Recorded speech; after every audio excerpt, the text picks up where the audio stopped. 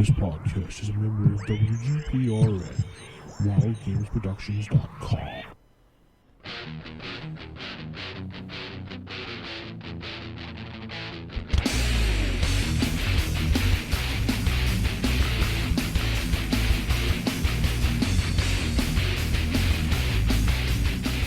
Hello, folks, and welcome to a special show. We're going to be calling this show the Darkling Podcast. I am your host, Vince, from the Darker Days podcast, along with my faithful co-host and werechicken, Mark. Mark, how you doing today? Fantastic, Vince. Great to be here for our first Darkling. Yeah, it's good to be on board.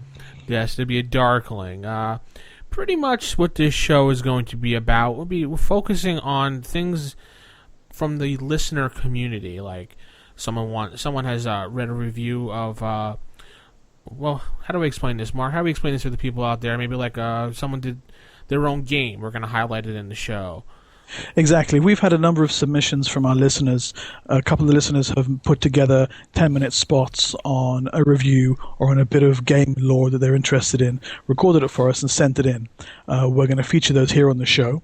We're also going to be looking around the internet for cool fan products, things like Genius the Transgression over RPGNet or Demon the Return, things that are put together by the fans in their own time, and we're going to cast the Darkling spotlight on those and tease out their entrails for the delectation of our listeners. It'll be, you'll find this on the same feed as the Darker Days podcast. We do have a separate email address for it, and Mark will not be using his refreshing finger for this, so we will be checking this every once in a while. The Darkling Podcast at gmail.com. Mark, what's that email address? Darkling Podcast at gmail.com. Just love that pause. And we it's trademarked. That's it. Yes, trademarked and copyrighted by Mark. Thank you. And you could follow me on Twitter, AlucardD20, and you could follow Mark if he's not too busy stalking Clive Barker. Yeah. The idea basically is that in the off weeks when we're not doing the main show, we're going to throw the Darklings your way so that you have a steady diet of darkness for your listening pleasure. And we'll be putting up a website eventually. You can look for it. Right now it's directing to the WGPR site, but it's the darklingpodcast.tk. So let's get right into the point of the show. We have a segment submitted by Matt Buffington, who hosts the Now Playing show on our network.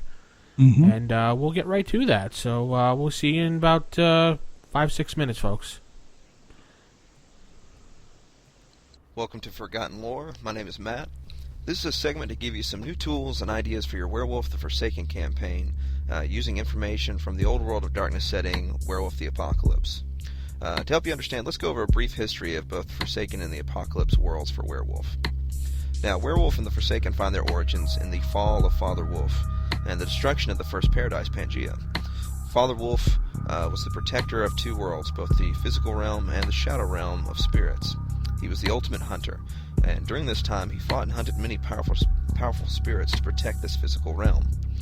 Father Wolf's love for the hunt, though, was only surpassed by his love for the spirit of the moon, Luna. From here is where we see the origin of the first pack of Iratha as children of both Father Wolf and Luna. Now, unfortunately, Father Wolf gradually became weaker over the ages, and this allowed for spirits to slowly come into the world of man and begin corrupting the physical world. Father Wolf was the alpha of his pack, and this leads to a problem because if the alpha cannot effectively lead, then he must be replaced. Now, here's where we can explore one weakness of the spirit world, is that all spirits are governed by some sort of ban. Now, what that means is this. For example, a pain spirit in the spirit realm may not heal another spirit, or a shark spirit may not rest. These are all part of their bans. Father Wolf is both from the shadow realm and the physical, so he too is subject to these bans. Now, his ban was that he could not be defeated except at the hands of his own creation. Thus, the Iratha were doomed to kill Father Wolf, or to continue to let Pangea become overrun and corrupt. Now, out of all the original pack members that were children of Father Wolf and Luna, only 3 agreed not to slay Father Wolf. Now, these 3, because they would not join with the pack's decision, were exiled for their treason, and they were known as the Pure. Now, the rest of the pack Upon slaying Father Wolf, the original Aratha who laid the killing blow is said to have died instantly. And Father Wolf's final howl that he unleashed was so terrible that it ripped the Shadow Realm and the physical world apart. And Luna heard the cry of her murdered love and internally cursed her children for their disloyalty. And thus we see where the title, The Forsaken, in the New World of Darkness setting for Werewolf comes about. Now, the origin story that's in Apocalypse is a vast departure from what we see, what we just discussed. Werewolves in Apocalypse originally introduced the concept of the creator of the Aratha as Gaia. This is the living spirit of the world. The Aratha are more or less a creation of Gaia and are the protectors of both man and the physical world from the spirit world called Umbra. Now, what we're going to introduce into your Forsaken campaign is what is known in Werewolf the Apocalypse as the Triad. Werewolf tribes teach their young the mystical prophecy about how the earth is dying, and that according to these teachings of Gaia, there are three primal forces that were unleashed on the earth. There's the Weaver, the Wild, and the Worm. The Weaver created all structure in the world, and gave birth to spirits that not only preserve order, but weave threads of fate for all. The Wild was the breath of life that allowed creation to thrive. The Wild controls spirits of nature, and these are chaotic elements to balance the Weaver's order.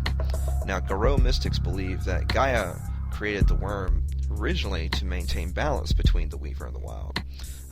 However, there is one part in this legacy where things change, and that is that the Weaver one day decides to grow ambitious and try to trap the Worm within its webs of fate. Garou believed that this drove the Worm mad, and it twisted the original design of the Worm to that of decay and destruction of the world. Now, here's what you can do. Since the spirit world is so heavily tied into Werewolf the Forsaken, the Triad could be introduced as three ancient spirit rivals to Father Wolf during the original days of Pangea. Now, in Forsaken, it mentions the concept of something called idioms. A storyteller could tweak their campaign to incorporate the Triad as the idioms instead, especially since the Weaver, the Wild, and the Worm are so closely tied to the balance of the spirit and physical world. Now, why would these be good antagonists for your PCs, you may ask? Well, the Worm is a great antagonist because the Worm will actually try to corrupt anyone and anything to gain access to the physical world. That means anyone could potentially be serving the Worm's evil plan. Mortals, changelings, even vampires. In Apocalypse, there's even a pack of werewolves known as the Black Spiral Dancers that serve the Worm. Now, in the Forsaken campaign, there are these entities called the Balehounds, who are werewolves who serve evil spirits and wish to have more of a dominant position for Aratha in the world. Now, here's where you can do. If you replace the Black Spiral Dancers for Forsaken's Balehounds, you have a flawless translation into your campaign, and you have a little bit more backstory to flesh out these villains for your PCs that way. Now, let's talk about the Weaver.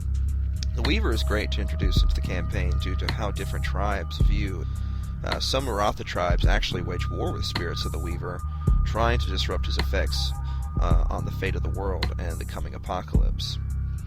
Now, one way you could incorporate this into your Forsaken campaign is to tie the Weaver spirit to Father Wolf in creating the bands of the spirit world. Father Wolf could have done this as an exchange to try and protect our world from the Umbra by trying to add flaws into spirits so that he could more effectively hunt and protect our world. The Weaver could do this, but he did it at the price of adding the curse that one day Father Wolf would be defeated in battle, but only by the hands of his own children. Now you have a great origin story for the reason that werewolves were kind of doomed into murdering Father Wolf due to the Weaver controlling fate. Werewolves in the Forsaken could blame their guilt and their shame of being forsaken on the Weaver for this. So the Weaver actually makes a wonderful antagonist for anyone playing in a werewolf campaign involving the Pure. Since they refused to kill Father Wolf, they could actually blame the Weaver for corrupting the first pack into murdering their creator. Lastly, we have the Wild. Now, if the Weaver is to represent order, then the Wild is definitely an agent of chaos. Now, one way you could add him into your Forsaken campaign is to make him the spirit who is the creator of primal spirits. Since nature itself contains both good and evil, the Wild's creations can be both a blessing and a curse for werewolves closely tied to primal forces of nature. Much how Luna has many faces, the Wild could be an ally or an enemy if you don't tread carefully. The wild should definitely send spirits, though, to bring down any major city, because the wild would view these places as bloated tumors on the earth, where man has exploited what was given to them. Forsaken living within these cities would definitely have some fun dealing with this.